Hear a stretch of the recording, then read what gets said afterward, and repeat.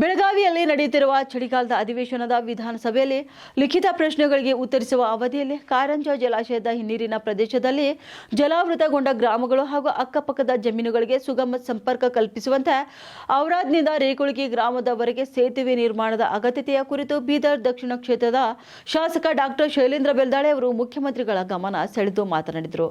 ಕಾರಂಜ ಜಲಾಶಯದ ಸೇತುವೆ ನಿರ್ಮಾಣದ ನಂತರ ಫಲವತ್ತಾದ ಭೂಮಿಯನ್ನು ಕಳೆದುಕೊಂಡ ರೈತರಿಗೆ ಇದುವರೆಗೂ ಹಲವು ರೈತರಿಗೆ ಪರಿಹಾರ ಸಹ ಸಿಕ್ಕಿಲ್ಲ. ಇನ್ನು ಹಿನ್ನೀರಿನ ಪ್ರದೇಶದಲ್ಲಿ ಅಲ್ಪ ಸ್ವಲ್ಪ ಇರುವ ಜಮೀನಿಗೆ ತೆರಳಲು ರಸ್ತೆ ಅಭಾವದಿಂದ ಅನೇಕ ರೈತರು ಸಂಚಾರದಲ್ಲಿ ಸಂಕಷ್ಟ ಎದುರಿಸುತ್ತಿದ್ದಾರೆ.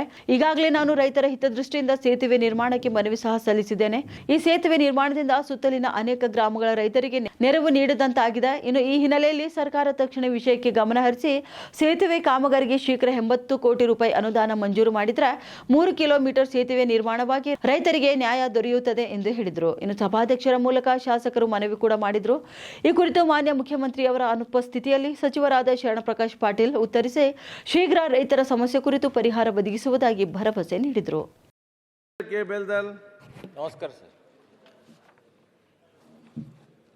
ಬೀದರ್ ದಕ್ಷಿಣ ಕ್ಷೇತ್ರದ ಕಾರಂಜ ಜಲಾಶಯದ ಹಿನ್ನೀರಿನ ಪ್ರದೇಶದಲ್ಲಿ ಬರುವ ರೇಕುಳಗಿ ಹಾಗೂ ಔರಾದ್ ಎಸ್ ಮಧ್ಯೆ ಸೇತುವೆ ನಿರ್ಮಾಣ ಮಾಡುವ ಕುರಿತು ನಾನು ಗಮನ ಸೆಳೆಯಲು ಇಚ್ಛೆಪಡುತ್ತೇನೆ.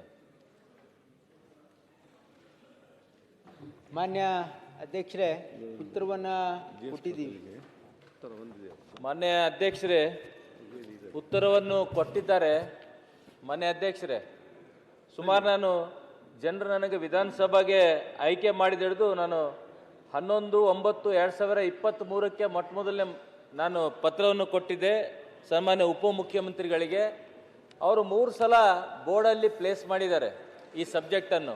ಬಟ್ ಬೋರ್ಡಲ್ಲಿ ಮುಖ್ಯಮಂತ್ರಿಗಳು ಅದನ್ನು ಅಪ್ರೂವಲ್ ಮಾಡಿಲ್ಲ ಅಂತ ನಿಗಮದ MD ನನಗೆ ಸುಮಾರು ಸಲ ಹೇಳಿದ್ದಾರೆ. ಈ ಒಂದು ಸೇತುವೆ ನಿರ್ಮಾಣ ಮಾಡಲಿಲ್ಲ ಲಾಭಗಳನ್ನು ಒಂದೇ ನಿಮಿಷದಲ್ಲಿ ಹೇಳಿ ಮುಗಿಸ್ತೀನಿ ಅಧ್ಯಕ್ಷರೇ. ಇದು ಕಾರಂಜ ಡ್ಯಾಮ್ ಏನ್ ನಿರ್ಮಾಣ ಆಗಿದೆ 1974ರಲ್ಲಿ. ಜನರಿಗೆ ಕಾಲ್ದಾರಿ ಇತ್ತು, ಹೊಲಗಳಿಗೆ ಹೋಗ್ಲಿಕ್ಕೆ ಜನರ ಅನುಕೂಲ ಆಗ್ತಿತ್ತು ಅಧ್ಯಕ್ಷರೇ.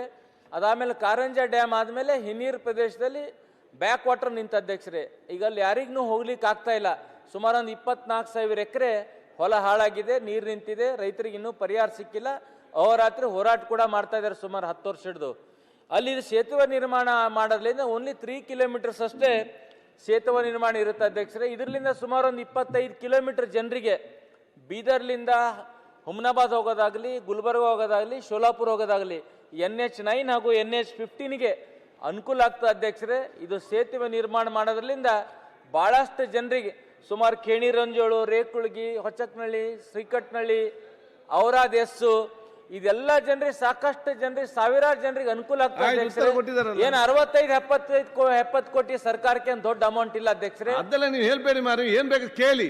ದೊಡ್ಡ ಅಮೌಂಟ್ ಸಣ್ಣ ಅಮೌಂಟ್ ಯಾಕೆ ನಿಮ್ಗೆ ಉತ್ತರ ಕೊಡ್ತಾರೆ ಮಂತ್ರಿಗಳು? ಯಾರು ಉತ್ತರ ಸಚಿವರಿಲ್ಲ ಈಗ. ಅದು ಒಂದು ನಿಮಿಷ ಅಧ್ಯಕ್ಷರೇ, ಇದರಲ್ಲಿ ಬಹಳ ಸ್ಪಷ್ಟವಾಗಿ ಮಾನ್ಯ ಸದಸ್ಯರು ಹೇಳಿದ ಹಾಗೆ ಉಪಮುಖ್ಯಮಂತ್ರಿಗಳು ಇದಕ್ಕೆ ಉತ್ತರವನ್ನು ಕೊಟ್ಟಿದ್ದಾರೆ. ಏನಂದರೆ ಈ ಒಂದು ರಸ್ತೆ ನಿರ್ಮಾಣ ಕೈಗೊಳ್ಳಲು ಯೋಜಿಸಲಾಗಿದೆ, ಅಂದರೆ ಮಾಡಬೇಕು ಅಂತ ಉದ್ದೇಶ ಇದೆ. ಎಸ್ಟಿಮೇಟು ರೆಡಿಯಾಗಿದೆ. ಇದು KNNL ಅಲ್ಲಿ ಇದು ಪ್ರಸ್ತಾವನೆ ಸಲ್ಲಿಸಲಾಗಿದೆ. KNNL ಬೋರ್ಡಿಗೆ ಇದು ಪ್ರೆಸೆಂಟ್ ಮಾಡಿದ್ದಾರೆ ಅಂತ ಹೇಳಿದ್ದಾರೆ.